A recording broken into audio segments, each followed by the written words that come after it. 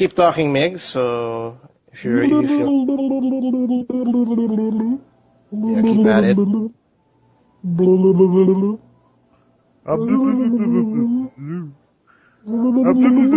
Alright, we're good, I think.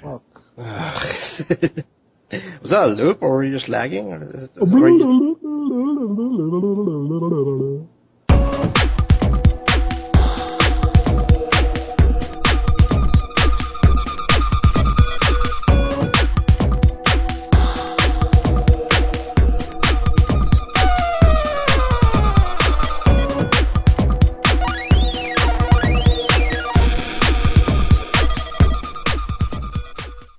Hey everybody, this is the TMG Podcast. This is episode 48. It's September 7 for us, it's on a Sunday.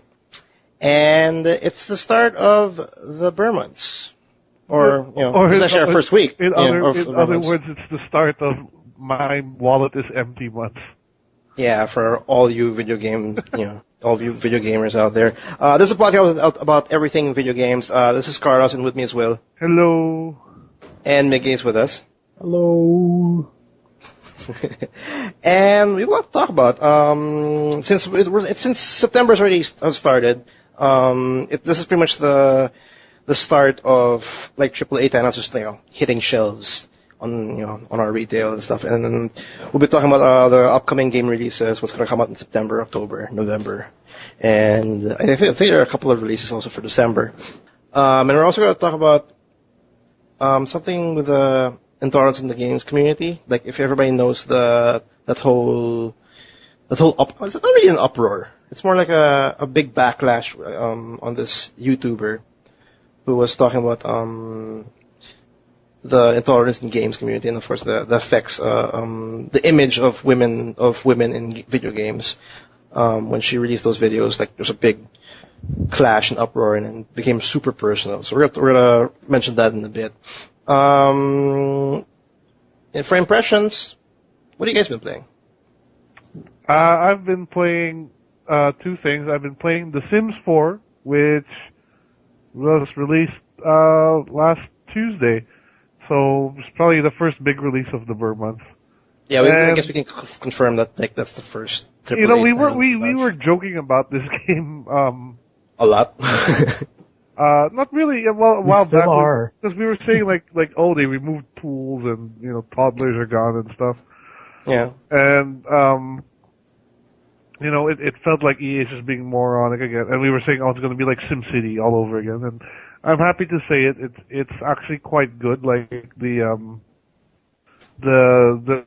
all that stuff about emotion and AI is pretty much there. Like I like the fact that your Sims really show a significantly more amount of emotions when they do stuff, and like you can even see it in their actions. Like if your Sim is really happy when he's like cooking something or whatever, he'll do it in a happy way. But like if he's depressed, then he'll be kind of glum while he cooks. So it's kind of cool to see how your emotion sort of plays into your actions. And there's even actions you can do that are kind of funny. Like you can like normally like if you need to urinate, right? You just pee. Now you can pee like a champion. Like that's an option. You can pee like a champion. Like what happens when you pee like a champion? I'd like to pee like a champion. Yeah, you need to be in the right mood to do that and stuff. But oh no, I saw one where his character took an angry dump while drinking orange juice. Yeah, you can take an angry dump. Like if you're pissed off, you can like punch pillows. While drinking orange juice, man. Multitasking. It's the future of gaming. Okay. so yeah, no, that's the other thing that's so I love about the new Sims is you can multitask now. Like you can watch TV while eating. Before you could only do one or the other. Like you have to just watch TV or just eat. But now you can watch TV, eat dinner, and then talk with someone all at the same time, right? Which is so much more realistic in a way. Yeah, for me, that feature alone, if they just emphasize on that idea, like that's a great pull, because that's the one thing I've always dreaded about playing Sims games, where like okay, my Sims came home from work. Okay, this guy's hungry, and he's kind of bored. So like, I watch TV first, and then I move on to like make him have a meal, and then he goes to bed. Like it's one after the other. Like the fact that you can actually multitask now. Like Sims 3 doesn't have that. Like it's just like one after the other, and that's a great pull. Like that's something I think will define the game entirely because that seems like a lot of fun. Is it? Yeah, Is it? it's fun in the sense that, well, it's fun in the same sense that Sims has always been fun. I mean, the gameplay in of itself is not changed. You're still controlling the lives of little people and trying to get them to hit their aspirations and and stuff like that. So that hasn't really changed. But as far as the simulation aspect of it goes, I think it's vastly improved, and the emotions adds a lot of I don't know, interesting things happening to you, in certain scenarios. Like, you might be at a party, but you're feeling angry, so like everyone you talk to, like, you're just kind of dumpy and aggressive too, so everyone... And it comes out. People just don't like you. And then there are just some dumb ways. Like, we saw that in the first trailer, the guy died of laughter, literally. Like, now you can apparently die of embarrassment as well. I've never seen. I don't know what that would trigger that. How does that work? Like you feel embarrassed, and all of a sudden a gravestone just shows up in your game, and then you're just gone. Yeah, I haven't seen anyone die yet, but like this is what I've heard. Like basically, if you trigger the right things to die, then basically the Grim Reaper will show up while you're doing something, and then just turn you, just pick you up. Yeah. Basically, that's it. So, that's the good side of The Sims 4. The bad part about it is, right now the amount of content available for it is pretty minimal. Even when you compare it directly to, say, The Sims 3, the vanilla Sims 3, or the vanilla Sims 2, the amount of stuff that's there initially doesn't seem like a lot. And this being EA, I already am fearing that they are going to nickel and dime the community to death with microtransactions for extra stuff. Because the whole game is kind of built on a weird like Sims Facebook social thing where you can sort of immediately share your family or your household online while in the game, and then you can sort of update a blog in real time while in the game of what happens. So everything's sort of set up. I feel that they could just implement a cash store and then suddenly, oh, you want pools? Okay, that's $5, I wouldn't be surprised as well. Yeah. I don't know. I don't know though if they would stick with releasing expansion sets like they've done for the past couple games, or will they shift to a total like online store thing where you can buy what you want, Yeah. Well, I wouldn't be surprised, because like in the past, EA, as much as we kind of dread the whole idea, Sims 3 has like a ton of expansion packs. It's just as well as Sims 2, and I don't see any reason why EA would do the same. Maybe they'd also change the format because EA likes to venture into different stupid stuff that we might just get mad at. But I wouldn't be surprised. Is it much of a big? Is it a big alarm for those that are kind of like interested in buying Sims 4 now, or do you suggest them just like waiting it out? If you're just gonna play it casually, I mean, you can buy it now and you'll have fun with it. But if you're one of those guys who, well, I don't know, I guess if you're really a Simholic, like someone who's really into the Sims series, I mean, there is a very sizable community for this game. And specifically for this game. So I think if you're one of those people, you may have more concerns than the average user, but for someone like myself who just wants to Like have a new experience playing The Sims, like I think it's fine.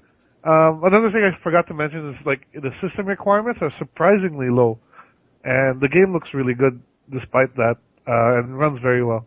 Oh, okay. That's actually a good plus. It's a good. One strange thing though is that in previous releases, it's it was Windows and Macintosh compatible, and now it's only Windows. So I don't know what happened to the Mac version. They forgot to mention it. No, when I bought Oops. when I bought it, they specifically told me that's a Windows only. There's no Mac version yet. And I was like, okay, that's fine. Oh, it might be released on a later date. Yeah, that's maybe. my guess.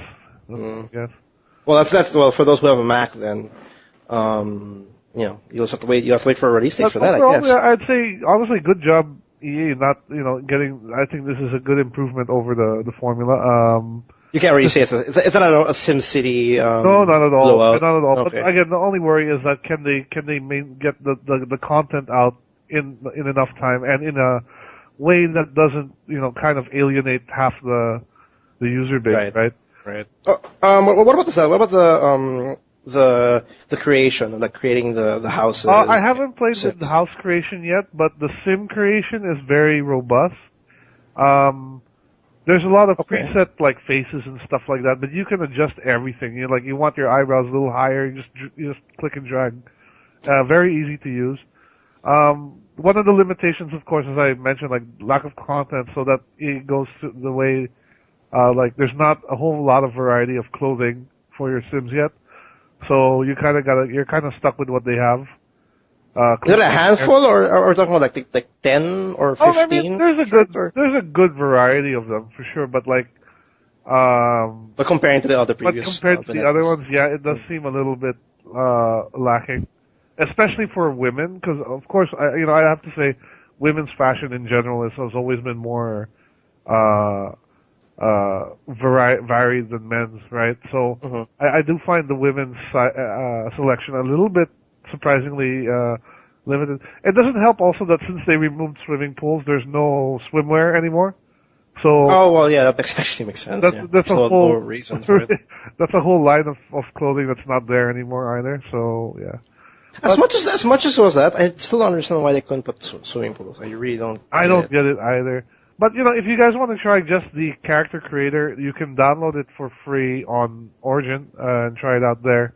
And any characters you make on that will be compatible with the full game if you choose to buy it. So, how's the process with Origin? It's pretty smooth. It's not much of a. I don't know. I mean, Origin, well, as good as. Because Origin being Origin, it's not really the best software. As good as Origin can possibly be.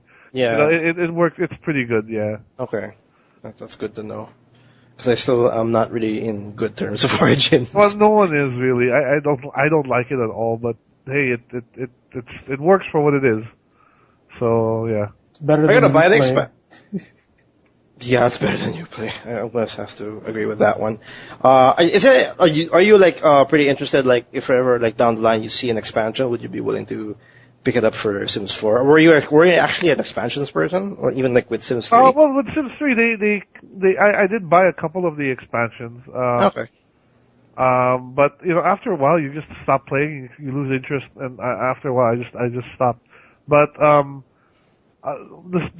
that's what I'm wondering is, will EA still go with the expansion route, or will they go with a pure sort of digital DLC kind of thing? Yeah. Or will it be like a shop, or like you go in and then it's like, okay, you can buy, here's all the kinds of furniture we have. Everything is 99 cents, but you can select specifically what you want, and you don't have to spend a whole bunch.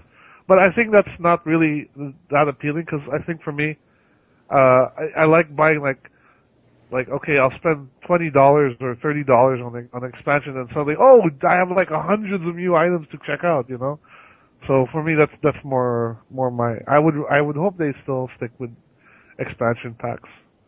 I would too, because I still like the term expansion packs more than DLC, to be honest. Plus, it's Sims tradition to have 10. a ton of expansion packs. 10 expansion packs. And stuff packs, and Then, once they hit the 10 expansion pack mark, that's when they make the Sims 5, and that's when they add pools and a toddler, an infant or whatever. But that sounds cool though. Good to hear that Sims 4 is actually decent, not bad, or decent. Yeah, because it's again it's the first big AAA title, because I'm sure like a ton of people are gonna be playing Sims 4, the casuals. Like, or like, even my sister-in-law was saying, "Is the Sims 4 out yet?" And I just told him like, "Dude, just get the Sims 3. Like, you have everything." But everybody's excited for it, and it's good to hear that it's coming out good. What about you, Migs? How's your week? Oh, I've been playing Phoenix Wright 5 Dual Destinies. Ooh, it just came out this week? No, there's a sale that was going on for this, and I think a few other Capcom games. That lasted until September 3, so I got the game for $18 as opposed to the standard $30. That's a good price. All right. So how's that? How's Phoenix Wright? How's he doing? Man, How's the courthouse? you don't understand how much I love this game. I don't. I really don't. I have to play the game. I loved it too. I mean, have you played any Phoenix Wright games before? No. Oh, I have zero experience. There you go. Right. The only time I've played Phoenix Wright is in Marvel vs. Capcom 3, and I hated him.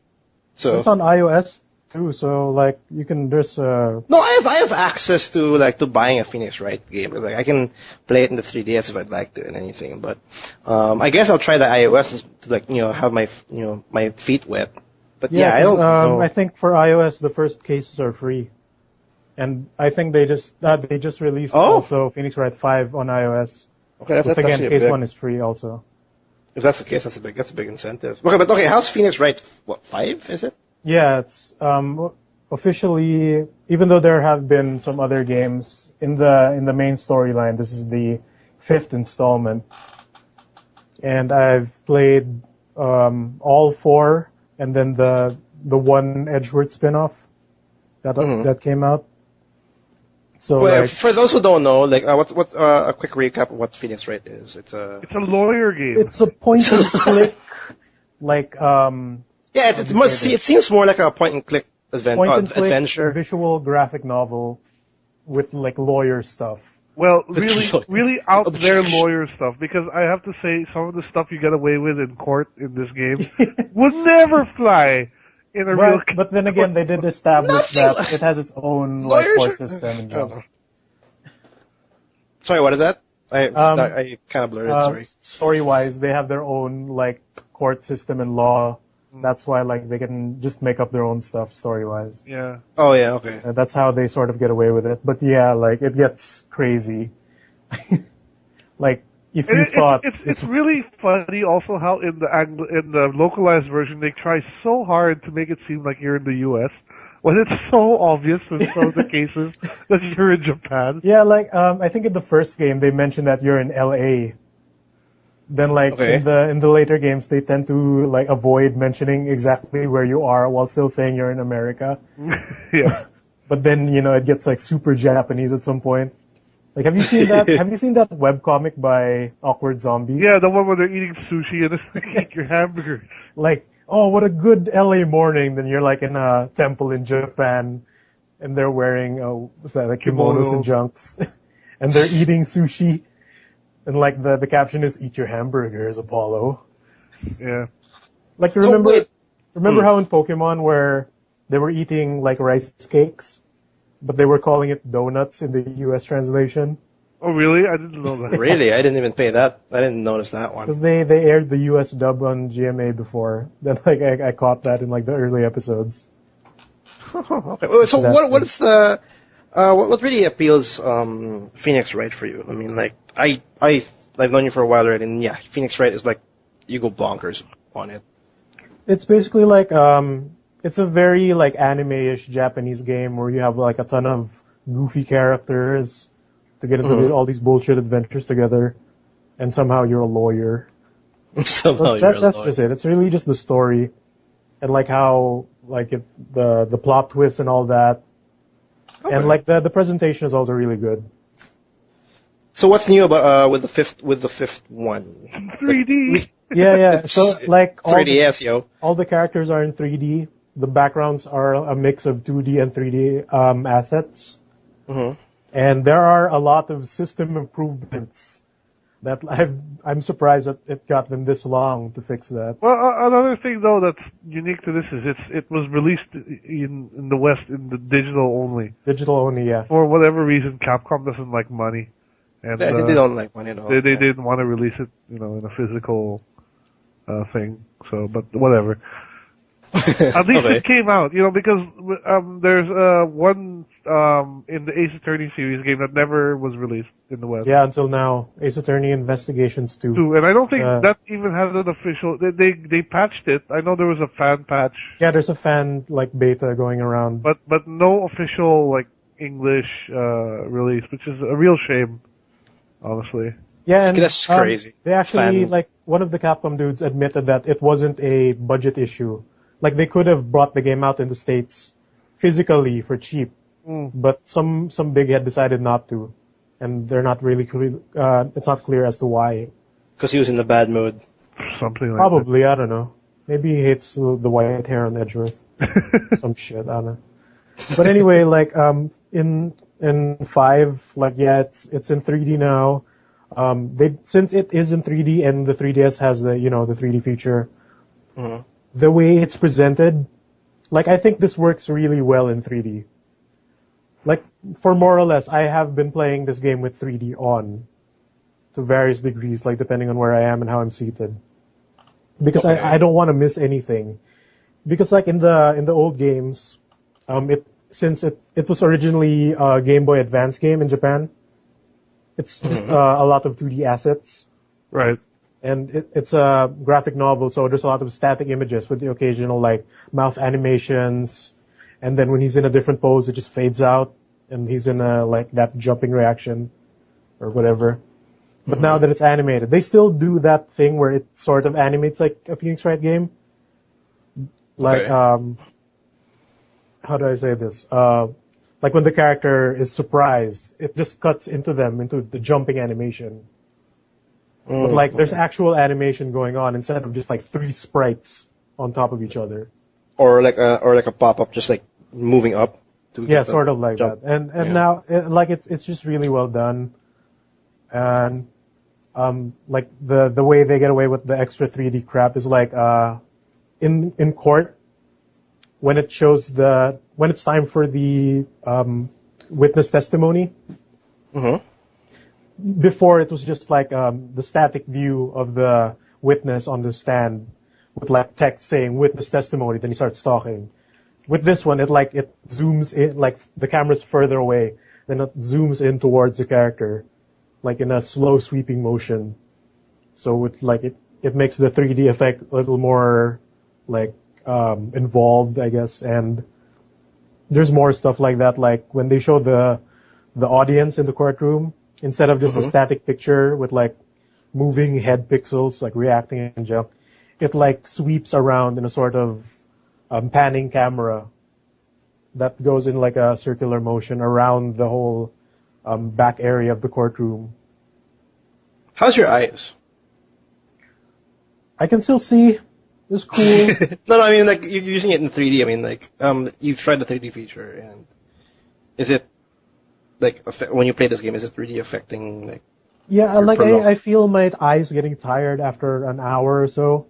But yeah. So sometimes I just turn it off, but when I expect something to happen, I turn it back on.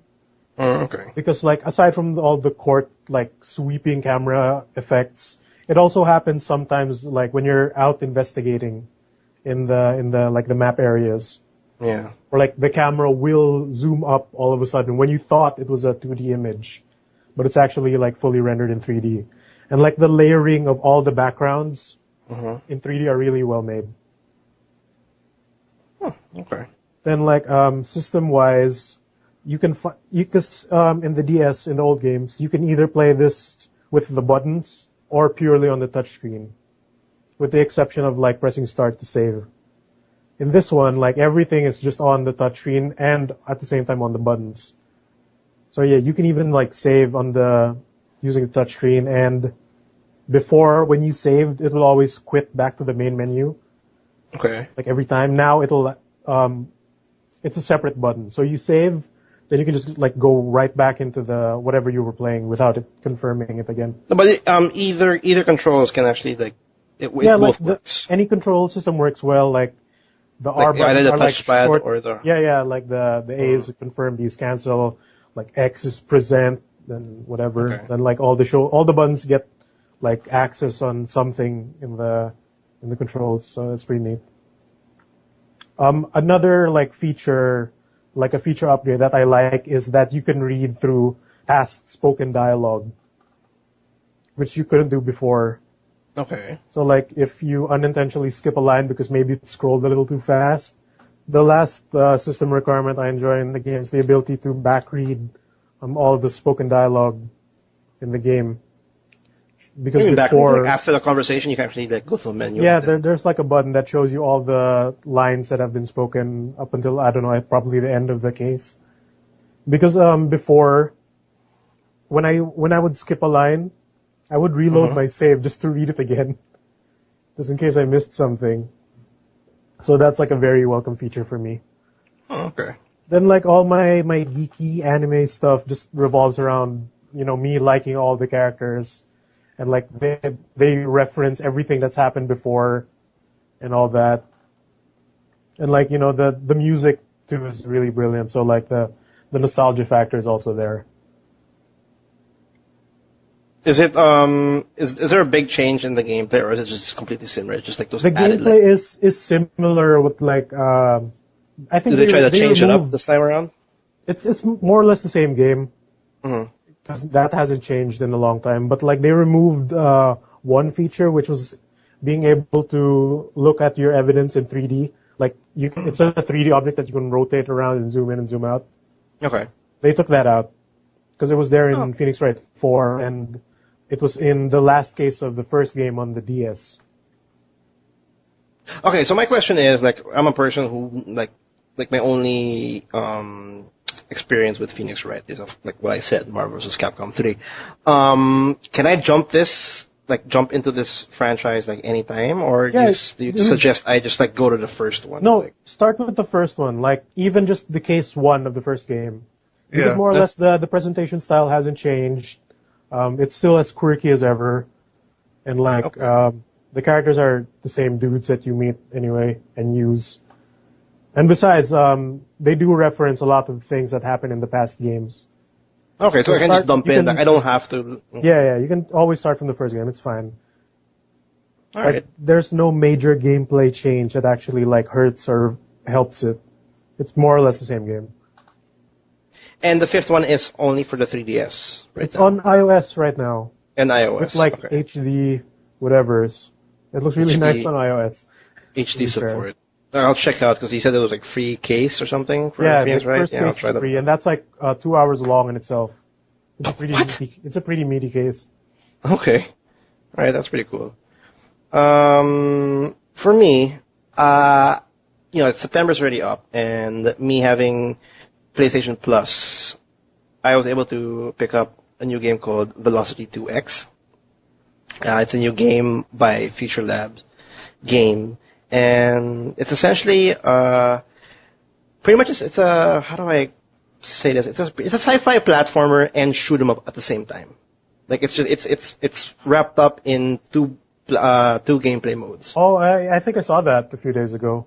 Like I have it on PS Plus, but I haven't tried it. But yeah, I think I saw a review of that pop up somewhere. It's now like available for PS Vita and the PS4. I don't know why it's not in the PS3. I have no knowledge about Velocity because apparently this is a sequel to Velocity Ultra. And I think apparently like there's 3 games for Velocity Ultra, and now Velocity 2X. And essentially, from when I was doing some research about Velocity Ultra, it's pretty much an upgrade for Velocity with the new game because I'm not too sure if there's like the platforming, but what's new about 2X is now the transition between the top-down shoot 'em up, like you're pretty much controlling a ship, and you're shooting everything in your sight, and occasionally transitioning from that to platformer. Yeah, that's one where you control the blonde girl, right? And it goes from a top view, like spaceship shooter, then you go to a room, then it's suddenly like a side-scrolling thing where you're actually using the girl instead of a ship. Yeah. And it was actually a really great surprise. I was actually not expecting anything from this game. I simply, it was just up for PlayStation Plus owners, free for download. And, okay, it's free. I downloaded it. It's like around 800 MB, I think. Oh, no, not 800 MB. Around 2 gigs, I think. And I downloaded it, I popped it up, and I really was like, I got a time sync. Like, I played it for like 4 hours straight. And it was a lot of fun. It was really, really good. Essentially, it's in a sci-fi world. You play as a girl called Kai, and the game starts off with, I guess on the events of the last game on Velocity Ultra. It's a mission gone wrong. Something horrible happens to her, and then she wakes up, and she's controlled by an alien race called the Volk. And you'll then see her like completely altered. Like her arm is so I guess cybernetic implants, or like her head has like metal plating. Like they pretty much altered her for better performance. And essentially the game is pretty much, the first few levels is like the Volk testing her performance with her new body, in a sense. And that's when you start getting a grip of the gameplay. Because essentially there are 2 game modes, there are 2 gameplay types, like platformer side and the top-down shooter side. As much as there's 2 gameplay versions, they both are very similar in terms of concept. You're still going from one point to the next as fast as possible, because that's how the stages are plotted down. Like for example, the top-down, in the shoot 'em up portion of this game, there are like these little objects or like icons that you have to pick up, and apparently those resembles as survivors or people that like are stranded in space. So essentially you have to pick those up, and how they're aligned to like on how to pick them up is very well done, to the point that it just feels like you want to get all of it. Because at the end of every single stage that I feel with Velocity 2X, once they show you the results on how much you've like how fast you did it, how many survivors did you pick up, and how many points you've racked up, I feel like I'm missing, like I'm down by 2 seconds for time, and then I didn't get the perfect score.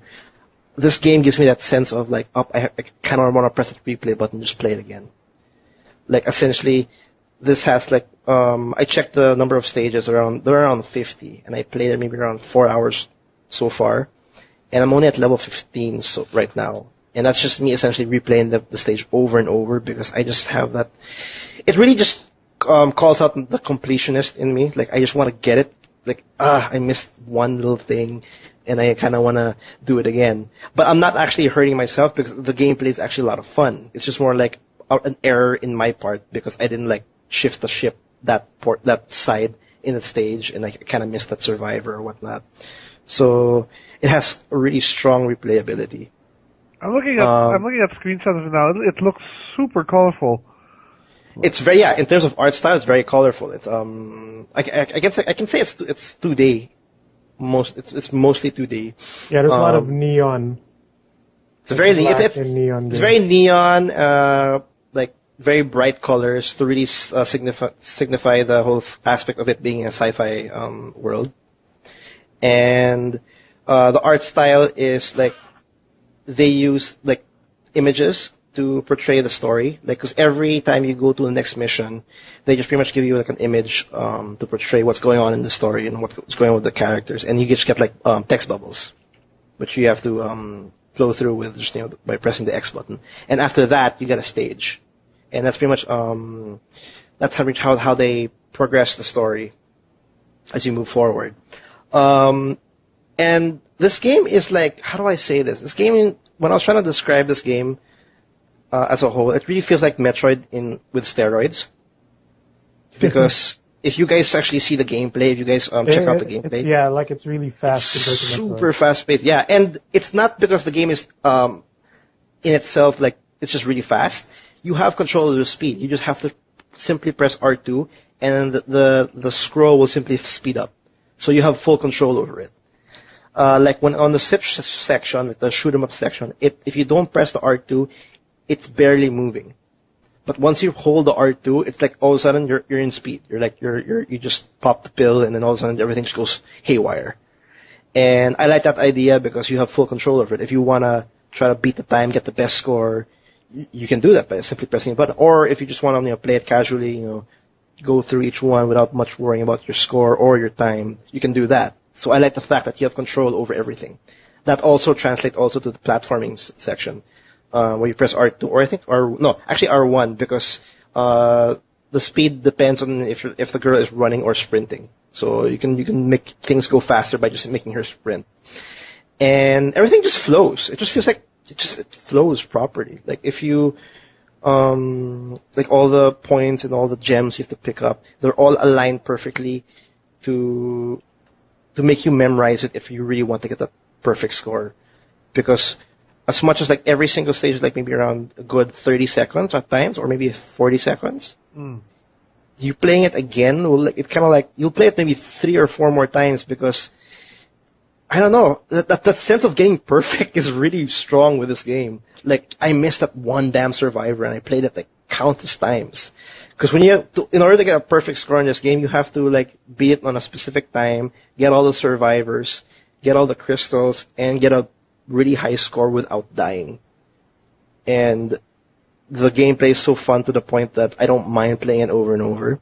So that's the reason why I kind of didn't progress as much or as fast with my 4 hours with this game. And I don't know, I think it's one of the best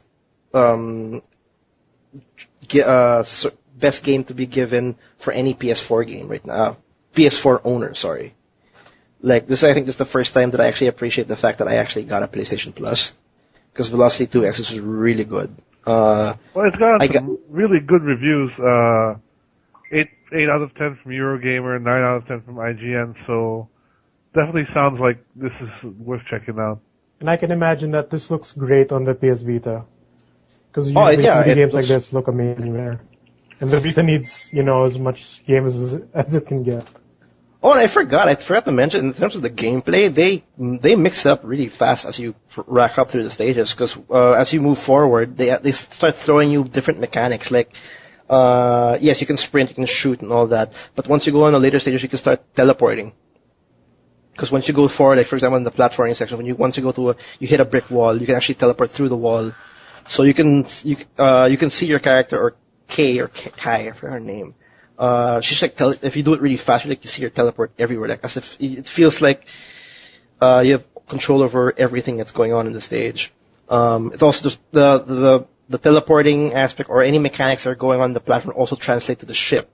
So as much as like like I said, there's a top down and platformer, like both mechanics are pretty much just mirror the other game mode.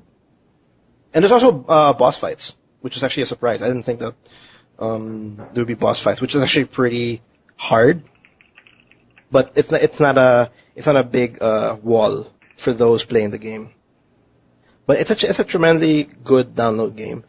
And for those who haven't gotten PS Plus, or isn't planning on getting one on the PS4, I think it's also worth buying it alone as in full price. If you like a platformer or if you like a shoot 'em up. Or actually if you want to be a completionist, because this will be the perfect game for those people who want to get like 100% perfect, because this will really feed or like suck you in. Because I think that I'm only 4 hours in. I'm like 15 stages, 17, and then there's like 50 stages from what I see in the stage select. And if I get that feeling of like doing it over and over, it's gonna be like more hours to be played. So Velocity 2X is it's a pretty good game.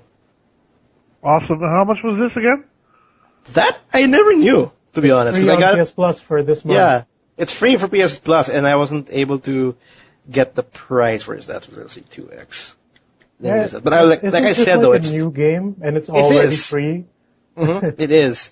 That's why it was kind of weird, because like last month, the Road Not Taken, that puzzle, that top-down puzzle that I was talking about, that just came out also on that same month of August, and it was free for PlayStation Plus. So this one now, it came out on PlayStation 4 and PS Vita. It's free, but yeah, it's I think the best edition. I think it'll be one of the best PS4 games at this point. Like, and I've been reading a couple of times that people are also like kind of pairing it now with Resogun, like that first launch title that everybody was like raving about. Like this is like in the same level.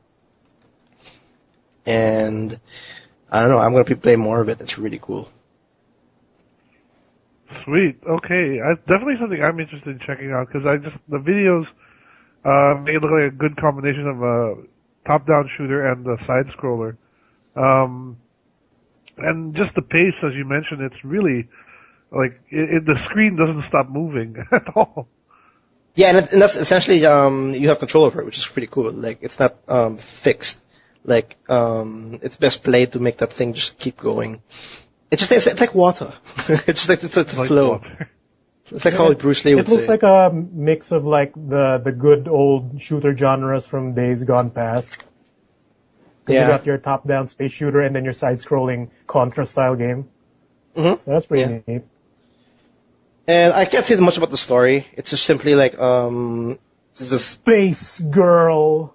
this girl essentially teams up with an alien, and we're gathering up survivors to research or develop this weapon to go against the Volk, who is apparently a very strong alien race that is a force to be reckoned with. And I don't know yet about the story, but it's more about the gameplay, really. It's more about like just going through it, finishing all the stages, I'm having a great time with it. So Velocity 2X, do check that out.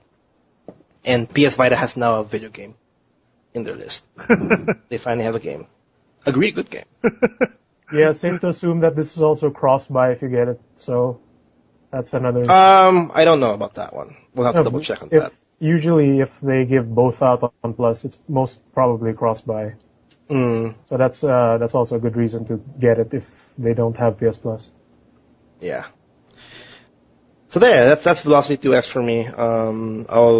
Maybe I'll talk about it next week when I finally finish the game, because I'm definitely like looking forward to like hitting the last portion. Because I also see like in the stats there's like hidden stages, like, so I'll check that out when I can. Right, moving on. Okay, since it's already the Burr months, we're gonna start jotting down the different, like what's coming out in September, what's coming out in October and November, because there's a lot. Believe it or not, there's actually a lot. Will mention Sims 4, and that pretty much starts off That starts the us off for this Triple month. A. Yeah. And I think the next one is Destiny. It's going to be coming out on September 9, or since this episode will be out this week, it's already out, you know. And the set Destiny is a game by Bungie since their exit in the Microsoft camp. They finally teamed up with Activision, and now they have another shooter, another sci-fi shooter called Destiny. It's finally coming out, and I guess me and Will were like talking about it. Like, you're not hyped about it. I am not hyped out about it at all because from everything I've seen, it looks like a standard shooter. But I know I'll be singing a different song if I get a chance to play it though. Because from everything I've heard, it's not something you can really get hype about until you actually play it. And then that's when people are saying, "Oh, okay, now this is awesome." Yeah, like that's the same for me because I didn't get the chance to try out the beta, and from what it looks like just space shooter. But yeah, I'm getting the same thing. What everyone who's tried it says is really good. Yeah, that's why like I preloaded the game. I pre-ordered the game on my PS4. I got the digital version. It's already installed, actually, on my PS4. It's 21 gigs for the PS4 version. And, yeah, I'm giving it the benefit of the doubt because I also am in the same boat, or in the sense where I kind of don't understand the hype. Like, it's definitely just a sci-fi shooter. A good shooter, because it's Bungie. Like, they do good shooters. And... But I don't understand like this overall hype, because essentially it feels like it's Halo combined with Borderlands in a sense. That's what it looks like to me. It's Halo Borderlands. Yeah, it's like Borderlands in a serious tone with Peter Dinklage as the voice. That's what I'm getting. But there's got to be something in there, because I don't. Everybody who has played the beta, even like non-critics or non-journalists, they're all saying it feels great, the shooting is great, the online is a lot of fun, and they just can't wait for the September 9 release. So there's got to be something there for that kind of like overall positive reception. So I'm giving it the benefit of the doubt.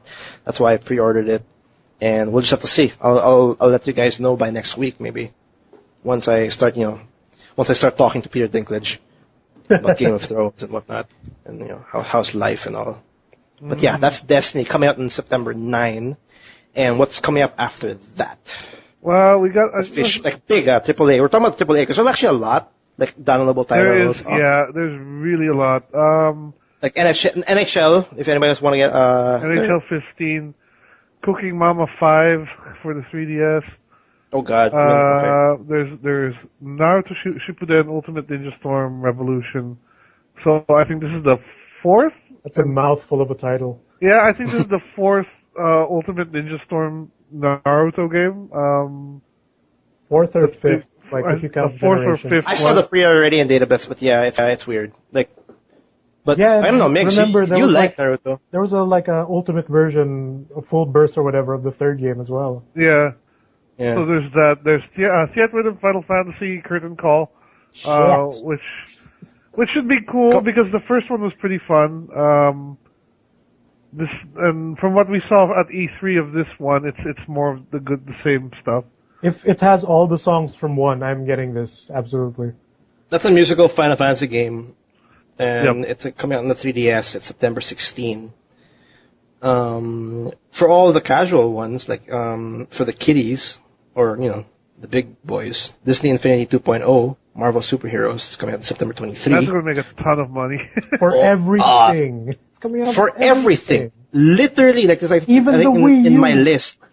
Even the iOS, in my list, this is the first one that is just all platforms. Even the Wii U was included, and that's rarely seen.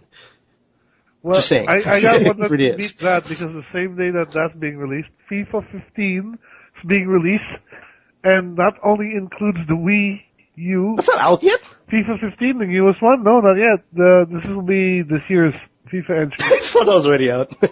Windows, PS3, PS4, 360, Xbox One, Wii, PS Vita, 3DS. So it's quite a long list. That is a long list.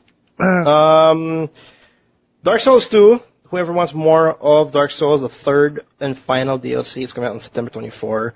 So if you want, I still have to buy the first and second one. Yeah, me too. Money. I still need to beat the first. I need to beat the game first. Yeah, you gotta finish Dark Souls. I just got to Drangleic. Shit, man. Oh, really? Yeah.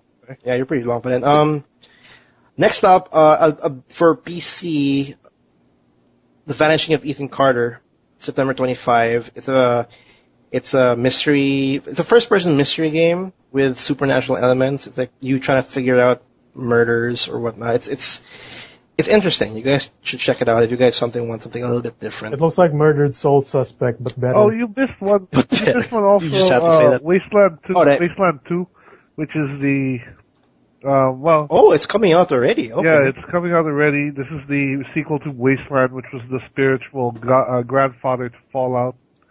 Yeah, it's like I can. It's literally if there's no Fallout, if Wasteland never happened, in a sense. And Wasteland 2 is finally out. When is it again? Sorry. It should be out. Where's my list? Because it's been an early access for the longest time. September 19. Oh, there you go. September 19. It was an early access for the longest time. It's good to actually. That's the actual release date. Yep. Yeah. Next up will be Hyrule Warriors for the Wii U, September 26. So, blow away the dust out of your Wii U. You got a new game coming up. Forza Horizon 2. Yep, the more racing goodness. Yeah, for Xbox One and Xbox 360. I'm surprised there's already a 2 though. Like, wasn't Forza Horizon just? I should pick up the first one just to see what's up. That's the more arcadey Forza, right? From what I understand. Yeah, I think that's correct. It's the Need for Speed version. It's the non-Gran Turismo. Isn't this the open world one as well? Like what they announced at E3, I think. Open world-ish in some aspects, I guess. Yeah. I have no idea. Burnout Paradise Forza. It's non-Gran Turismo. But this is basically Forza Horizon using Forza 5's graphic engine. Yeah. Yeah, which looks shiny. The cars It's a look pretty game. You can look at cars with the Kinect. Car porn at Yeah. its best. The Kinect stares at you and you stare at cars.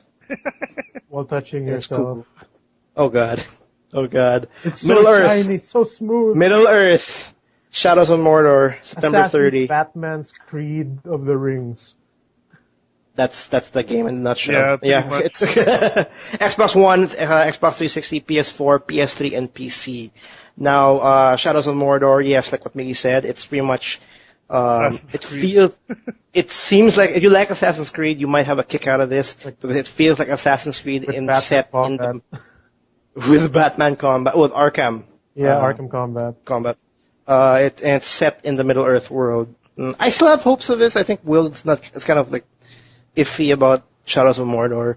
Yeah, I still have hopes. You're excited. Will thinks it's a flop. I think it's gonna be in between, like okay, but like mediocre. Yeah, no, we're mediocre. All the bases, Everything is covered. Persona 4 Arena Ultimate will be at the end of the month. Is that the new one correct. or is it a newer variation? It's a fighting game. It's the newer version of it with new characters. Think of it as like BlazBlue like a BlazBlue sequel in a way. Well, there. So if you guys want a fighting game for September, Persona 4 might actually hit it. It's only in the last gen though, but it's fine. Yeah. All right. In October, what do we have in October? First, like right off the bat, something really huge, which is Super Smash Brothers for the 3DS. The 3DS version of The 3DS version. The Wii people, calm down. Yep. Yeah, that's pretty exciting in itself, but I don't think that's the ideal version. That will be. Will they be releasing the amiibos alongside that? I don't think so. I think they announced it'll come out with the Wii U version. Oh, I see. Yeah, that I think. And they haven't revealed how it'll connect to regular 3DSs yet. Mm-hmm. But they did announce the release date, which I think we failed to mention last week. It's going to be around $12.99 per piece. Yeah, more or less. So I'd say about $700 when it gets here. Yeah, similar to the Skylanders figures. It's not bad. Yeah, I was about to say that. It's not too bad. It'll be. I think there's no solid date, but it's going to be for sure holiday of 2014, like the first batch. The first real heavy day will be the 7th of October. We've got a bunch coming out. The biggest one's probably going to be NBA 2K15. Well, just Alien Isolation. Alien Isolation, yeah, but I'm pretty sure 2K is going to be the one that's sells the most. But dude, NBA Live is back. NBA Live 15, which is oddly enough PS4, Xbox One only, while NBA 2K15 is for every gen and next gen. Yeah, that's balls. That's pretty ballsy. Yeah, that's pretty ballsy. Like the fan base is pretty much transitioning from the previous gen to the next gen, and like NBA Live does barely have a fan base, and they just went straight up X. Yeah, we'll see if there's any significant difference there. Drive Club for the PS4. We've seen another driving game for that platform. Yeah, these are all on October 7th. Yep, alone. And then Project Spark for Xbox One. Xbox 360 and Windows, which was the Create a World, the Little Big Planet. Yeah, the Little Big Planet, basically, of Xbox. With what's that squirrel guy? Oh yeah, with Conker. Conker, yeah. Conker. Yeah, Conker fans, weird. He's back. I know it's so weird, the E3 announcement like that. So, what else we got here? Got Rise on PC, dude. Yeah. No, for Rise, like we still have like what Will said, Drive Club. It's coming out, but take note that whoever has a PS Plus subscription, when it comes out, there's a free version of Drive Club, but it's not the full version. It's very hard towards that, but look it up. You'll get to try out the game with PS Plus. And another game that is coming out also on October 7th, which I'm kind of like iffy, I'm not too sure if I want to jump in right away, is Alien Isolation. Given how bad the last Alien game was, I'm kind of also going to take a wait-and-see approach to this one. Yeah, as much as it being more of it's still first person, and as much as it's weak on the the action side. It's more of a I have to hide under this table because an alien's there, and you should just elude the alien's presence. I'm not too sure if there's more aliens or just one alien on this one. But the cool thing about it is you're playing actually the daughter of Ellen Ripley, right? So there's a bit of a tie-in here to the films. Movies. Yes, and the pre-orders actually to play like some of the cast from the members original cast from the Nostromo from the first film. which I think is bullshit. I think that's just mean. Like really, that's a fucking pre-order. The If they ability can to get play the support. atmosphere down from the first movie, though, that would be a great game. Like the Hopefully, tenseness in but- the thing. It'd be kind of like Dead Space, but with aliens, I guess. I hope. Yeah, Like I'm still hoping for a Dead Space like aliens game. something similar to the first Dead Space, like something similar to that. So yeah, that's coming out on October 7th. That's all just coming out on October 7th. The next big, the Next, 14th, we start here with Borderlands, the pre-sequel. oh wait, not 14 first. Let's give some love for an X exclusive. Oh, what? Rise, Son of Rome. Rise that one's been has good. got an official release date. Rise with a Y. It's Rise, which is an Xbox One exclusive on launch. Was. And This yes, is it's a the Crytek God of War-ish game, right? Not cute really ski God fest. of War-ish. I don't know how you describe it, but yeah. It's just it's an action game. mindless action That's the best way I game. can put it. Yeah. It's coming out on PC October 10. Ooh. If you guys were looking forward to playing it, but you don't want to get an Xbox One or whatnot, you can finally try it out on PC. And yes, it's the Crytek action RPG game. But yeah, no, okay, that's about it in October 10. 14, we have a good amount again. Borderlands, the Shit, I see it now. pre-sequel. We have Sleeping Dogs, the definitive edition, which I'm not yet that's sure is so definitive about it, but we'll wait and see, because, again, if it's definitive, quote-unquote, like Tomb Raider was, then there's really not all that much to talk to. Pay attention with the hair, then you'll see the definitive edition. And then we have The Evil Within, which is the horror game coming from RE4 The man. Resident Evil creator. made by the Resident Evil people. So that should be that'd be good, because I think this is the first next gen horror game, right? It's not Well, really Alien Isolation. We have like the first batch of next gen. Well, not really next gen, more like I guess the first batch of AAA horror games like Alien Isolation, The Evil Within. But this is Talk about- Shinji Mikami, so this guy he's Resident Evil veteran basically. So He made RE4, yeah. he was director of as far as I know, he produced all of them, right? Up to Yeah. 4. He's the creator of Resident Evil. He started. Yeah. He did everything. And I'm not too sure about 6 though. I wouldn't be surprised if he didn't do 6. But yeah, Evil Within's coming out on October 14. Pre-orders already up for Data Blitz for Filipinos and like people in the Philippines. What else we have here? What else do we have here? Moving down from there, Killer Instinct Season 2 on the 15th, Oh, there you go. Yeah. which will coincide, I think, with the release of Killer Instinct, the the retail copy, because Oh, is it? Is it going to yeah, because before it was downloadable, it was download only, but now I think for whatever reason, they decided we're going to release a retail disc. So okay. Moving on, we have between the 21st. Yeah, we have a bunch of smaller releases. Fantasia Music Evolved, which was from Harmonix, which I still have no idea what it will be, but I know it's Disney mixed with Dance Central, more or less. I think. Which is actually going to sell a lot. Well, depending on how many Kinects are there, actually. Because It's dependent on the number of Kinects.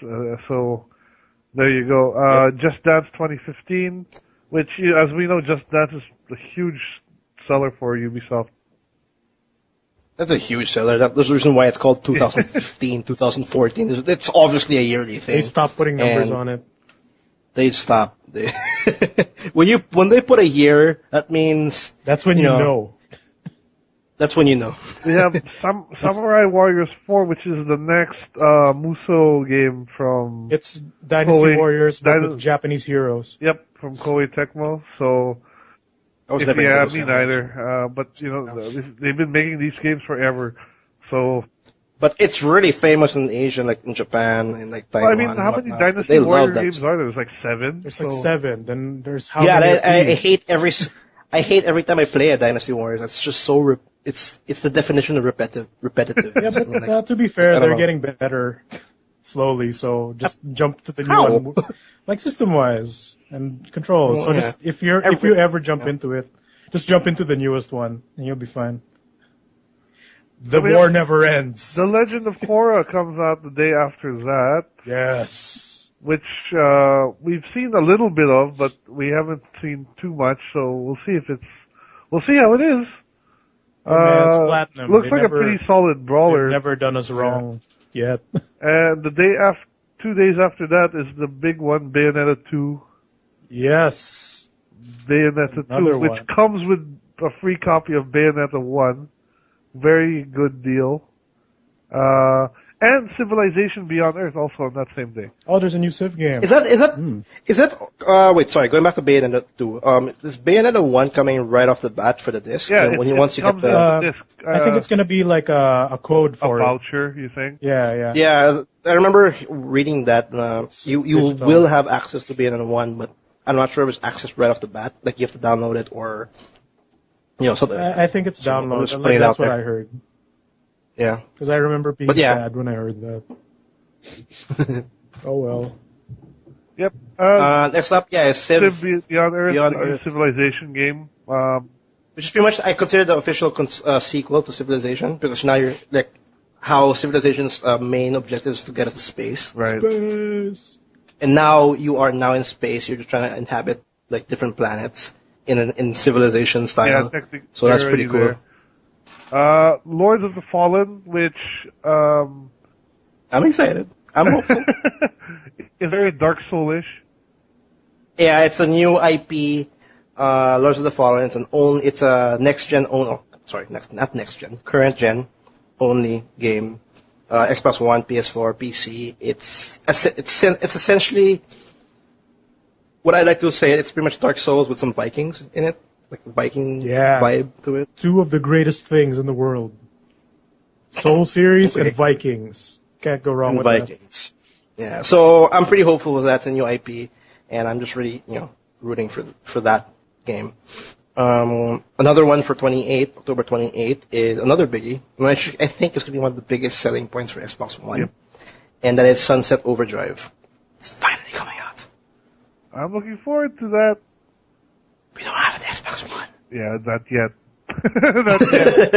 That's okay. And then it will come out eventually. WWE 2K15 as well on that day. So does it sell well? Yeah, they bring out one every year. I would assume they sell pretty well. It's not 2015. It's and Sting is going to be in this one. That's yeah, I saw that. Also, The Rock, I think. The Rock's been in all of them, or most of them. He's been there, I think, in the last year, but he's been absent. He'll be there. He'll be there with his Black Adam costume, his Hercules costume, and his Fast and the Furious costume. No, yeah, that one. Fast and the Furious costume is his fucking shirt, beard, and his wet beard, his car. Okay, stop. But that's October for you guys. It's very heavy. Like I think the heavy ones are like 7, 14, and 28. Yep, those are the heavy. Very, very heavy. I mean, we can go on November. We have November. Oh, Call of Duty, Assassin's Creed. Oh, Call of Duty 2015. Halo. Halo 2015. Both Assassin's Creeds come out in the both same Assassin's day. Creeds, yeah. It's crazy. The new World of Warcraft expansion. Oh no. Dragon Age. Oh my god, I just realized that. You're right. Okay, wait, hold on. Okay, Call of Duty, Advanced Warfare on not all platforms. On Xbox One, Xbox 360, PS4, PS3, and PC on November 4. Yep. That's and then we have both Assassin's Creed games on the 11th. Yeah, which is Assassin's Creed Rogue, essentially the last gen Assassin's Creed for 2014, and Assassin's Creed Unity for Xbox One, PS4, and PC. Yep. Both on November 11th. Which is also the release date of the Master Chief Collection for Xbox One. Which is, I think, will sell a Which ton. will sell a ton, yeah. It's such a good deal though for Xbox One owners. You have all the Halo Pretty games. much, right? And you get the beta for the new one, the online. I mean, it's just really an awesome deal. The Crew, Ubisoft's Drive Club. Right.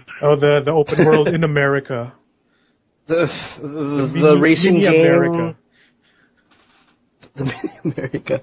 I don't know, the racing game with social aspects. That's what I call it. Basically, still The racing game with Facebook.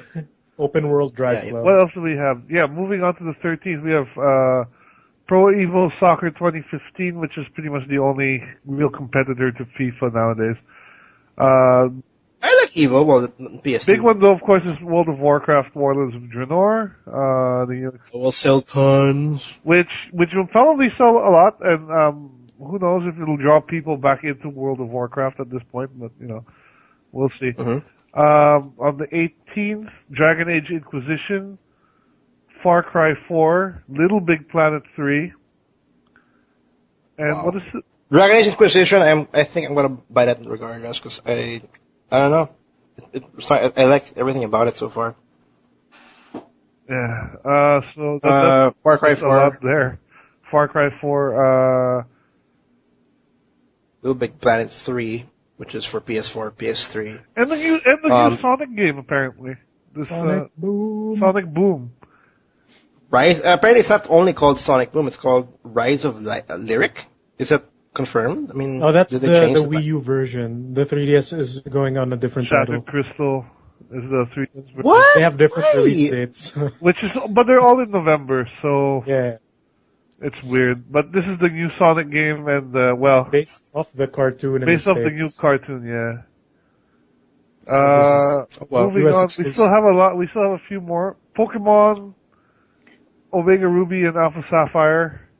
Remix. the remix, which is the 3D version. And then And- Persona Q on the 3DS. Dungeon crawling. That is Wait, where's Persona 5? that will be On this next year, list. pala. Next year on PS3, PS4. Damn it. They moved it pala. No, it was always next year. As far as Yeah, I- it's always next year. Oh, okay. But that is a heavy November. And those are just the That's a very heavy November. I think October, November. I'm not too sure which is heavier, but I think I don't know about you guys, but for me, I think October is heavier. But Yeah. that's just with the games I want, though. no, I have to agree with. I'm with Biggie on that one. October is the one where like, oh god, it's kind of like a series of the games I want. yeah, no kidding. November, I think I'm only seeing it at Dragon Age Inquisition, Far Cry 4. I'm gonna wait and see on that one because I'm not that keen about On that Far one. Cry? When I saw it, Far Cry? Yeah. Okay. Far Cry 3 was pretty good. Far Cry 4, I'm not feeling it. I don't know why. I'm like, since Far Cry 4 and Dragon Age Inquisition is coming out the same day, November 18. I'm like, if I have to flip a coin or I have to choose, Dragon Age Inquisition will have to be. But yeah, in October. Finally, let's finish off with December. There's only 3 releases so far. But, Oh yeah, Yes. sorry. Okay, go ahead. December will have Kingdom Hearts HD 2.5 Yes. Remix, which will bring up the entire Kingdom Hearts series to Yes. HD, In basically. preparation of except for the 3DS one. I thought the 3DS wasn't the first one, wasn't it? No, it was that you're talking about the DS one. Oh, that's right. Okay, that's true. The Dream Drop Distance is just 3DS for now. That's right. Almost. And then the other one is the Lara Croft and the Temple of Osiris game, which is the semi-sequel, I think, to the Guardian of Light. Yep. 4-player I've multiplayer. heard good things. Dude, everything that's 4-player, you'll always hear good things. I'll tell you Yeah, that. there's still a few games that have, that don't have a release date yet, but we've been hearing about, like, I think, isn't Guilty Gear Xrd Side supposed to be out this holiday season? December, but I think that's the Japanese version. Oh, okay. So Okay. Yeah. next year. Everything comes out Next later for that. And then, But we did get or Tales from the Borderlands also, right? The Telltale Games Borderlands game. That But I doubt that'll be next year. I doubt it, 'cause we haven't even and said anything about it. and Wii U Smash Brothers is still, as far as I know, is still scheduled for this holiday season. For November. Yeah. But no solid release date yet. So that makes, November's even heavier already with that. No, but there's still ample time, because I think we're gonna hear a final batch And of announcements. I for think next Grand year. Theft Auto 5 PC version will eventually get, sorry, the PS4 and PC, HD version. the HD version The for it. HD. The The next version gen. of it. The next gen. Oh, when GTA 5, like, there's actually a big, someone actually put a rumor that GTA 5 for the PC was cancelled, and everybody flipped Oh, really? to the point Rockstar said, "No one, you're not canceling it." Who the hell said that? I mean, but everybody flipped when just a small little announcement said, "Up, they're canceling it," because we haven't heard We anything haven't heard about about it for a while. Yeah, so like it was actually a perfect bomb to throw out of nowhere. But it's confirmed. It's coming on PC. We just don't know. We don't have an exact date for it yet. But I do know though, in Grand Theft Auto 5, the PC version, they will be getting updated radio stations. Oh, really? Oh, cool. Yeah. I'm kind of curious about that. That's the latest update when it comes to the PC version for GTA 5. I think, no, PC and also next gen. Because there's GTA 5 is coming out also for PS4 and Xbox One.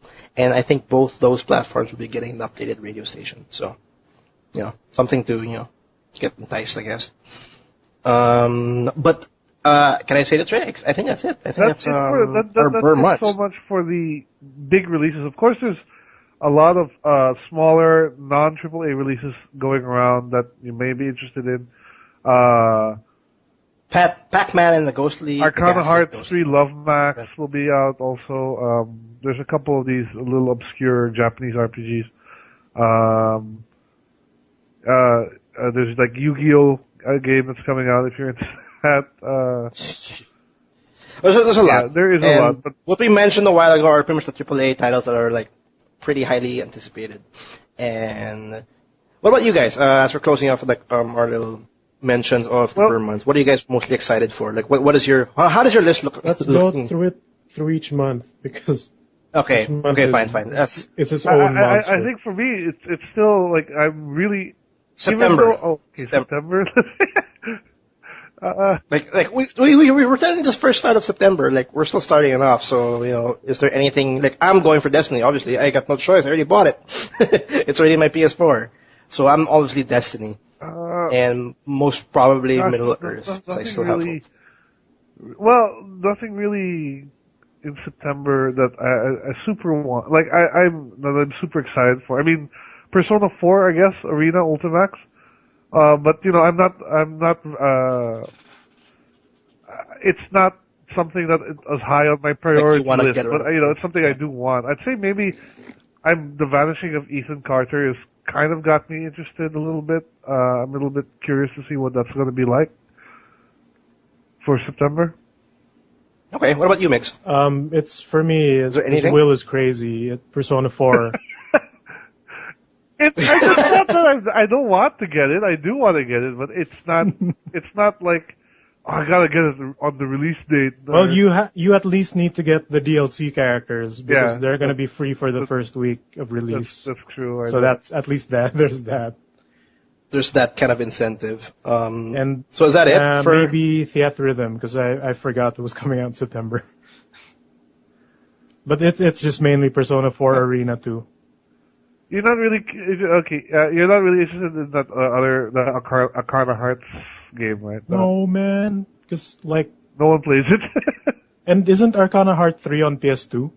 PS3, you can download it on PSN. As far as I know, Arcana Hearts 3. This is Love Max! Exclamation point! Yeah, but isn't just Arcana Heart 3 not Love Max also on PS2? Wait. What's Arcana Heart? Anime fighting game. It's a fighting game. Anime. But it's also being made by Arc System Works, which are the guys who do, BlazBlue and Guilty Gear, so it's got that going. This is more moe than those other ones. That's true. All right, sorry for the slurping because I'm It's starving. fine. I didn't hear anything. For October, I slurped. I was like, I thought I mute my mouse, for but October, my I think mouse. me and Lee are in agreement. I think we're both most excited for Bayonetta. Yeah, Even though neither of us own a Wii U. we just need to get We're the game. so excited for that game. I'm so I'm gonna weirded up rub by it that little against thing. my Like, chest. I'm so While excited for singing the Bayonetta 2, theme, but I don't Tomorrow have the is Mine. console. You know, dude, I added the new Bayonetta 2 theme on my iPod. Okay. I can't stop listening to it. The Tomorrow is So Mine what about song. you, Will? Like, you're really excited for Bayonetta 2. It's not going to be something like you want to buy the console for, just for the Bayonetta 2, Gosh, it might be something I would consider. or is it not enough? No, but I mean, I Just so- love Bayonetta so much. Like, I really want to play too, but should I go out and buy a Wii U just for it? Maybe not right away. I Not don't have to yet. play it Yeah, maybe right not away. Maybe if they release like a cheapo Wii U down the road, like, I can live with that. But They're gonna release one with an arcade stick stuck to it. no, but I mean, Stuck like, remember to it. when that they have there's like a light Wii like remember when there's always going to be a redesign of the console a year or two down the road. So maybe I'm So essentially, your next gen move is pretty much on the next iteration. It's of gonna that be console. named the Wii U, but with the U in lowercase. So you know it's lighter. No, it's gonna be the Wii U S. Wii U, Wii Us. Wii us. Wii us. Or the God. Wii YOU. What's the S? What the fuck? Small. No one will know what the S is, but we'll just assume it's slim. But they won't say it. They'll just put S Then- with a smiling face. Then the representing. titles are gonna be for Wii U and Wii Us. Like for the game. And then or we're some gonna shit. get the new, and then the new iteration will be the new, Wii the U new S. U. No, the new Wii U. Wii U. God The new damn. U Wii U S. But yo, we're gonna get Bayonetta 2 just in case, you know, they run out. Just in At case least database we runs have out of it, copies. yeah. No, but I mean it's you know honestly as a collector that's something that you kind of have to consider sometimes is limited We need to have availability. a copy of Yeah, it. like what that I think that sort of happened with like Tatsunoko versus Capcom when that was released. Oh, I remember that game. That game was really fun, but it was horrible with the Wii stick. I And remember yeah, that. people were always clamoring like, when is it going to come to the Xbox and PS3? And it never did. It was basically Marvel 3 before Marvel 3 came out. Yeah, and it was doing the Evo circuit for a while. I remember. Yeah, Justin Wong and Marn were playing. It was pretty cool. But that's it. You know, it's on the Wii. That was the problem, I think. Yeah. Were they playing with the Wii stick? They modded sticks for it to work on Wii. I'm sure there is a Wii stick you can buy though for it, can't you? Yeah, but there's no good Wii sticks. Like there was the cheapy one, and I think they modded like the proper sticks to that. Okay. I did not know that. Is that it for October? A game that you don't have the console for? Is there anything else? I'm probably gonna get Smash Bros. For Oh, for the 3DS. I'm more excited for Bayonetta 2, which I can't even play. But is that something you're going for you, Migs? Like, okay, Will, he's gonna wait for the next iteration. Are you in the same boat as Will, or It's more. is it not enough? Again, is it not enough? It's more. Oh, it's more financial. Because like so many games came out that it ruined my Wii U save up plan. Plus, I can't. But you're planning. Plus, that's- action figures. Fucking. No, but yeah, financial. Your other hobby. Financial is always a concern, right? You gotta kind of No, I balance know. it all out. Yeah. Financial's fine. I'm talking about like to eat. I'm just essentially just saying that this is something you will get the game. I mean, you'll get the console for. Yes, Like, I need to play this. Okay. I need to. okay. That's my question. That's my yeah. So yeah. For me though, in October, for sure though, I will get The Evil Within. I am lacking some horror with my list of games. Like I want to play The Evil Within, and then after that, after I shit my pants, I want to play some Civilization Beyond Earth. I want to shit my pants and I want to like Or create conquer cities. space. And go to space. And then probably after that, I will start dying over and over again in Lords of the Fallen. Lords of the. So yeah, That's your. It looks easier than Dark Souls. I will Or not like action. game. comment. I don't know, but I'm just being hopeful with Lords of the Fallen. Yep. But I have that I little. might look into that too. Yeah, What so about for me, October is really heavy. So what about November? Anything there you guys are looking forward to? Like, I think for me, November, Far Cry 4 is probably the one game that I would be sort of interested in, or the Master Chief Really? Collection maybe. Well, Call of Duty is like it's Call of Duty, man. And Assassin's Creed is I'm also getting kind of you know my style with yeah, Assassin's exactly. Creed. So, but They can put 3 games for a life. Fucking care. and I'm not gonna get that. no amount of cool features is ever going to get me back into World of Warcraft, so that's out. So Dragon Age and Far Cry 4 are probably the two I look forward to in November.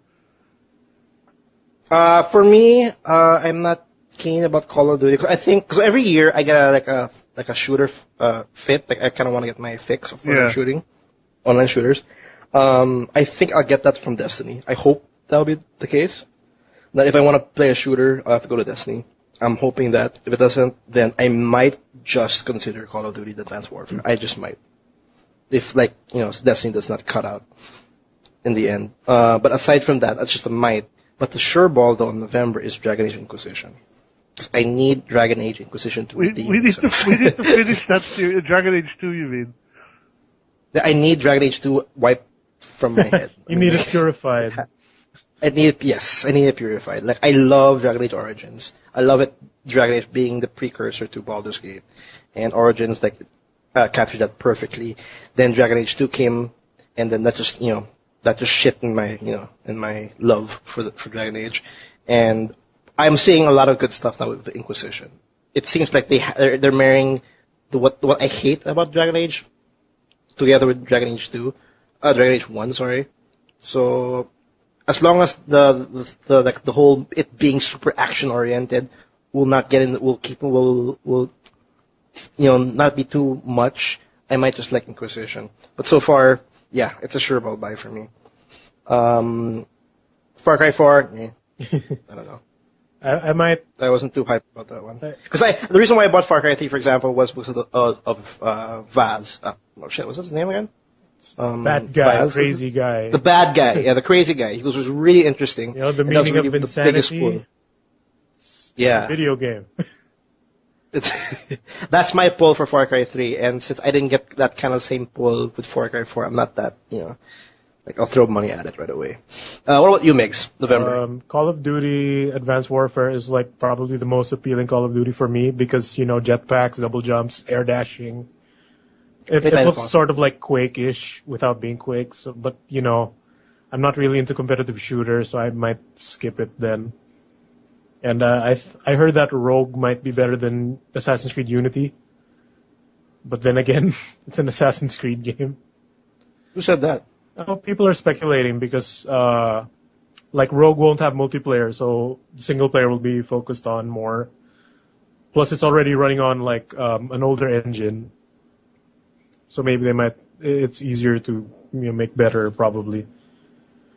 But nothing really in November for me, legit buy. Except for maybe Digimon All-Star Rumble. We're not getting the Pokemons. We're not getting the Pokemon. Oh man.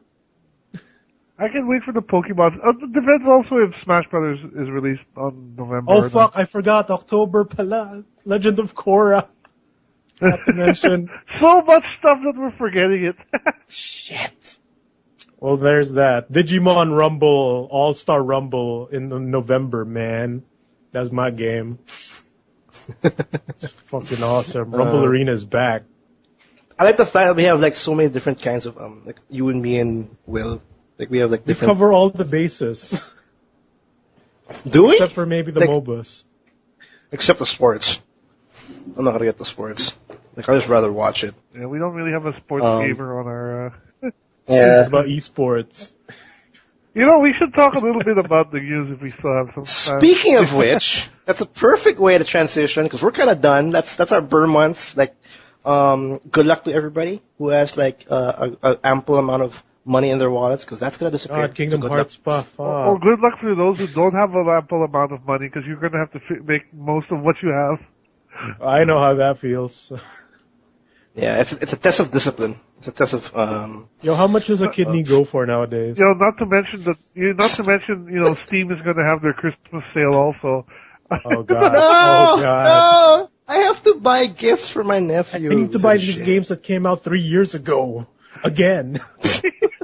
Again? Okay, that's a bit too much. But okay, transitioning, yes. Since you mentioned, sports, not esports, sorry, not being sports. Everybody, for those who don't know, Dota 2 International was broadcast through ESPN3. It's over now. And Yeah. it's over now. Yes, it's over now. But the reason why I'm mentioning this is because it was a huge hit. There's a lot, ESPN was very happy with the viewers, by the view count, when they were broadcasting the finals for Dota 2 International. And okay, that was a couple of months ago. Now, for this week, the ESPN head, I think, or is it the CEO? But the ESPN head bothered to make a comment by saying that esports is not an actual sport. So, that's what everybody now, GameSpot, Eurogamer, they're all saying that, is it really a sport? Is esports really a sport? Is it not? Is he being a bit too rash about that comment or anything? Because he was saying that esports is not really a sport, it's more of a competition, just like how chess is a competition. Which I think that little comment alone is already... For me, at least. No, but I still consider chess a sport. I mean, come on. It's a mental sport. But how do you really define sport? Or how do you guys define sport? It's competitive. I don't know. Is it a competitive I game? think what or a physically? No, I don't think it needs to be a physically. It doesn't need to be physical for it to be a sport. Like you said, I think stuff like chess can be considered a sport. Just to clarify, in traditional sports, maybe you would say yes, that's a physical competition, but sports in general can be anything that's a competitive, a competitive thing that has some level of viewership, I suppose. No, but just to clarify though, esports is essentially competitions or how Dota 2 tournaments, electronic League of Legends. sports. Yeah, everything tournaments and whatnot, like Hearthstone tournaments. Those are what are defined as esports. And then, of course, we all know what sports is. So, but yeah, I think the biggest one is even the ESPN head even doesn't even consider chess as a sport. I mean, he considered it more of a competition. Where I still think that, is it really just a physical thing? I mean, if I check out the actual definition, chess is not going to be the most exciting thing for everyone to watch, as opposed to say basketball or soccer, right? But there's still a good number of people who can watch it and be like, "Oh wow!" I mean, this is so meta. If they show poker on ESPN, why not chess? Why not esports, right? I mean, poker's competitive. That's hardly, what do you call it? Physical. If you actually Google sport, sport is actually a form of, it's all form of usually competitive physical activity, which through casual or organized participation aim to use, maintain, or improve physical ability and skills while providing entertainment to participants and in some cases spectators. So I think, if you put that in that definition, technically esports is not sports because, which I think is not really a big deal. I think it's okay because I think esports in general, they're creating their own monster, their own genre. Right. Because true, it's not a sport, but esports is esports. It's more of a mental game, more of a reflex. How do I define? It's more of a mental game or a reactive competition? Because you're reacting in what's going on with the computer, or it's just more of a mental game. I think it's more reactive because you are physically, controlling your characters by moving the mouse and clicking. Because mentally, it makes more sense because your moves are based on chess. It's mentally you're pretty much strategizing. Football also has that mental thing where they have to plan out plays before the actual thing, right? So I guess I agree with Will. The old school jock definition of sports it's not, but I have no problem this being on ESPN because of the audience. is big enough. I don't think that esports even has to be in ESPN because, like I'm not bashing the ESPN head for this. I'm just saying that he actually has a point. It's not actually a negative thing. It's more like, you know what? It's actually true. It's not esports, not sports. Esports is esports. Sports is sports. When it all comes down to when they broadcast sports or competitions or leagues or whatnot, it's all to entertain the fan base, entertain the crowd, and both esports and sports does the same thing. You don't have to marry a new one into an already existing form. Like I think in a couple of years, esports will just be its own entity, and I don't know. Maybe I have this huge guess that in the future, Twitch will be in par with ESPN. Because I don't see the train or the hype for esports going down even close. It's just going higher and higher. I don't think it'll ever. Will it ever really reach that level of at what point will it slow down or reach that level of traditional sports? You know. I think it'll become big, but not like to that point of like the footballs and the basketballs. But I guess I don't know. But I guess that guy's statement just shows the closed-mindedness of a lot of these old heads of departments. Because sure, by definition, it's not a sport per se, but like maybe adding these kinds of things will evolve what we define as sports. Yeah, and you know how when something new just comes up and it's super overly hyped. Of course, everybody will be very foreign with it. Everybody will be very wary about it. Yeah, people foreign with something usually like hate on it. Yeah, and they'll be very like, you know, they're watching it like a hawk. They're not that open about it. So it's a new form. It's a very aggressive form. It's basically like how we defined console haters. It's usually things that it's like people hate on things they don't understand. Yeah. That's how I see it. I think I see it also like, for example, when Rock first appeared in the scene. The Rock? Rock and roll. Oh, like, I thought like you how meant Dwayne Johnson. The Stone? When he first appeared in movies. How is that your first instinct? Because we were talking about Black Adam a while ago. How did you connect that? No, I'm talking about rock and roll, like how the church, you know, connected demons with it and all that. They didn't understand it. And then so they just put negativity towards it. Hopefully it would go away. It just feels like the same thing. Just new mediums showing up, people around it will start to, you know, freak out. But you guys let us know. How do you define like esports or sports in general? Like, is it a good idea to actually marry the two, or I know I already said it. Like, I just think that esports has its own entity. It's esports is esports, sports is sports. Like, you know, we'd like to hear your thoughts about esports and sports in general. Which, by the way, we did really well in FIBA. Not really. Well, the Philippines. We beat the mighty Senegal. Yes. Basketball. And that's it. Ooh. 0. Was that 1-3? 1-4? Or what? 4 Anyway. losses, 1 win. Yeah, that means we win. Yeah, a lot of people. Well, That's yeah, how everyone feels in this country. Yep. I feel the same way because that's like how many years since we joined the FIBA tournament and we actually got a win. Technically, it's better to have gone out with a win because had we progressed to the next round, our first opponent would have been Spain, and we would just be destroyed. Yeah, Paul Gasol would be just laughing while he just did through. But it's just, but yeah, that's esports for you. Moving on. That's a very, it's funny though that ESPN had just mentioned that out of the blue, because that also was very unexpected. Everybody was very surprised by that. What else we got here?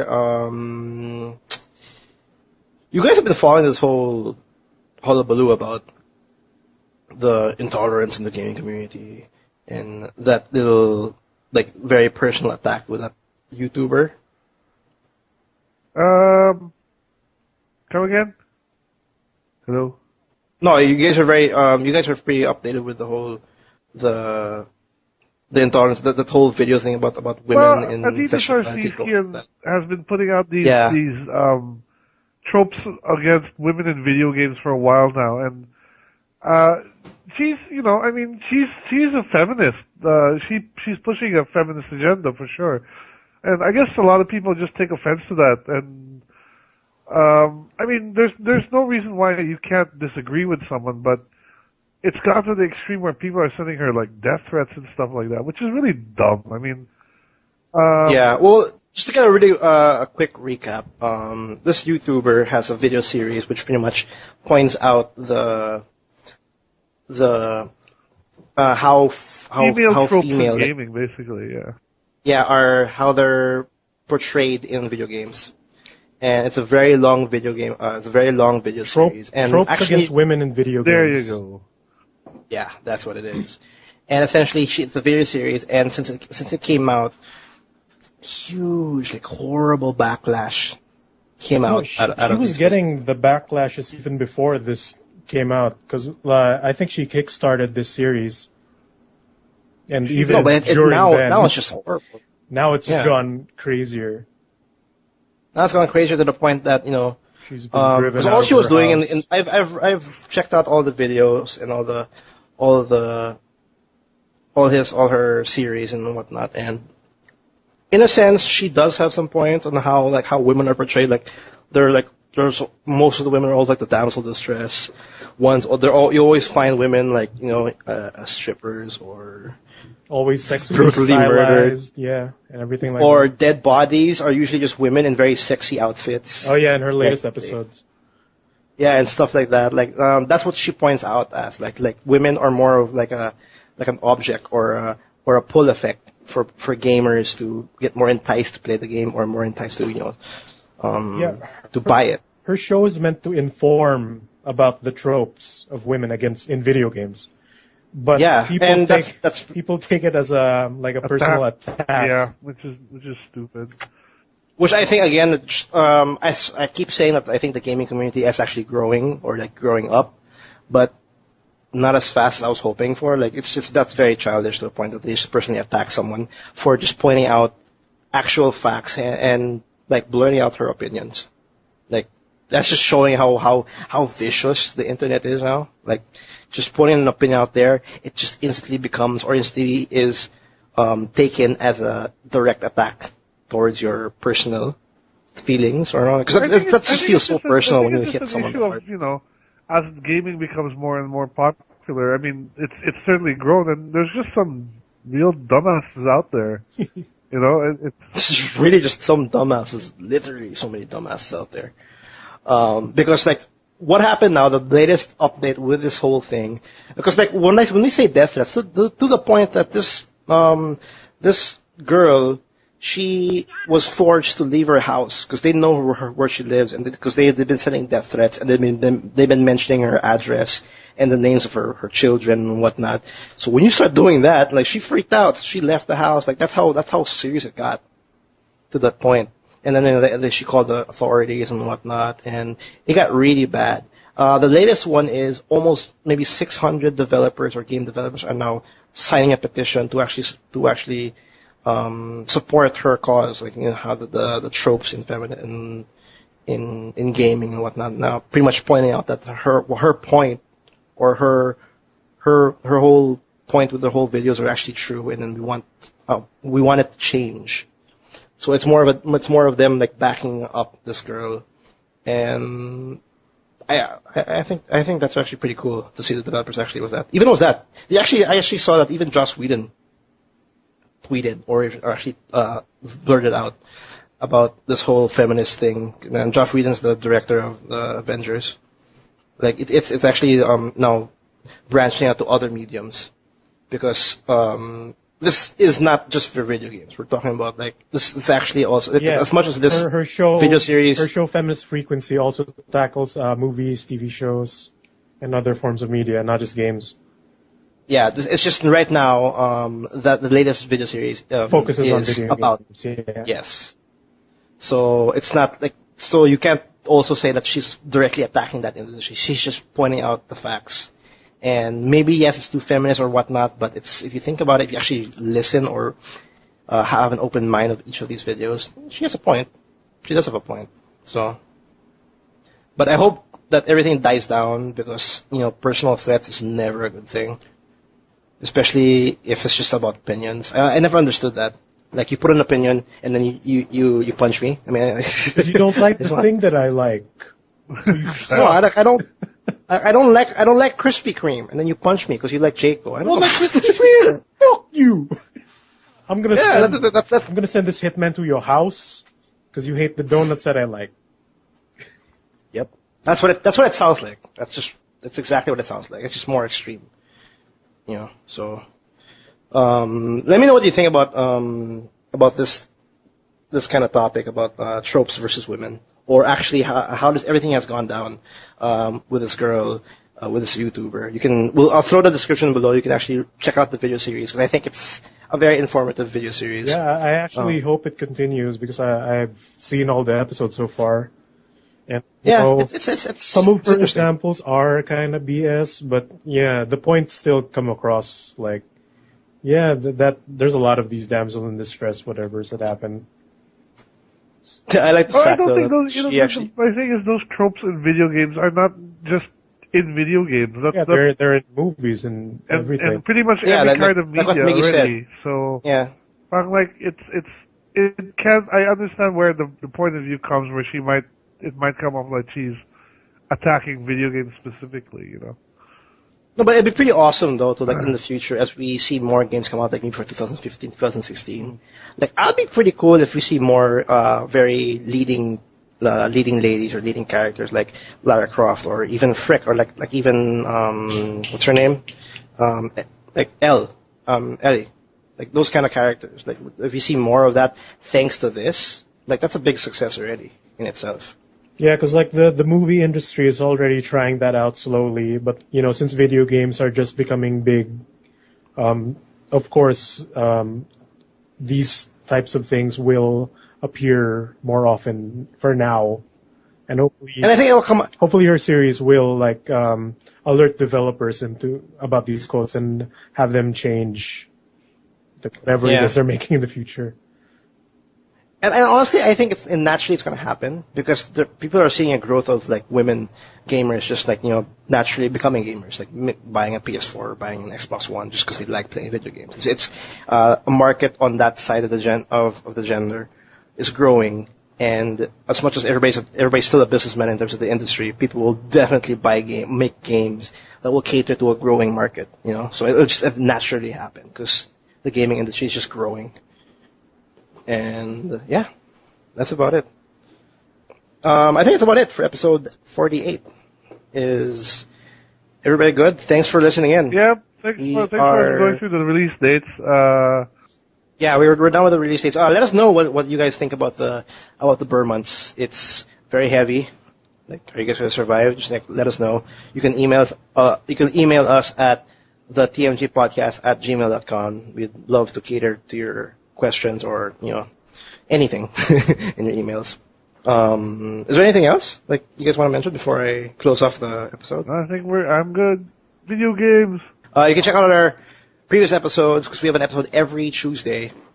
You can go to our website www.toomuchgaming.com. That's 2 with number 2. We have all our episodes from episode 1 archived into our site, or you can get instantly updated on our latest episodes, and when it'll be instantly up on iTunes. So do subscribe in iTunes. Leave us a review please there. Rate, comment. Yes, please help throw a review, rate, comment. Things in iTunes if you review. The ratings. Yeah, that's like we greatly appreciate it. Follow us on Twitter. We have Twitter, Lex, and Facebook. They're both just Too Much Gaming. So you can get all our updates, all our impressions, all our game reviews on our website and also on our social media. You can also check out all our videos on YouTube, which is TMG Blog. Miggy does a ton of videos. I think you have 10 pending. Yeah, I have for processing I think up to September 26th. There's something up. What? Yeah, and there's a ton more. there. And I was thinking about helping you out. Oh, dude, I still need the help, but like, Okay, I fine. set it up because I have things happening this month. Because I want to do a Velocity 2X video. Anyway, yeah. Check it out. Check out our YouTube. We have a ton of videos all lined up and already in the channel. So yeah, that's about it. This is episode 28. We will see you guys next week for, I don't know. I'm going to talk about this next week, so look out for that because I'm going to be playing that one. And yeah, thanks for listening in again, and we'll see you. See you next week, guys. Bye. Oh, boys. Bye.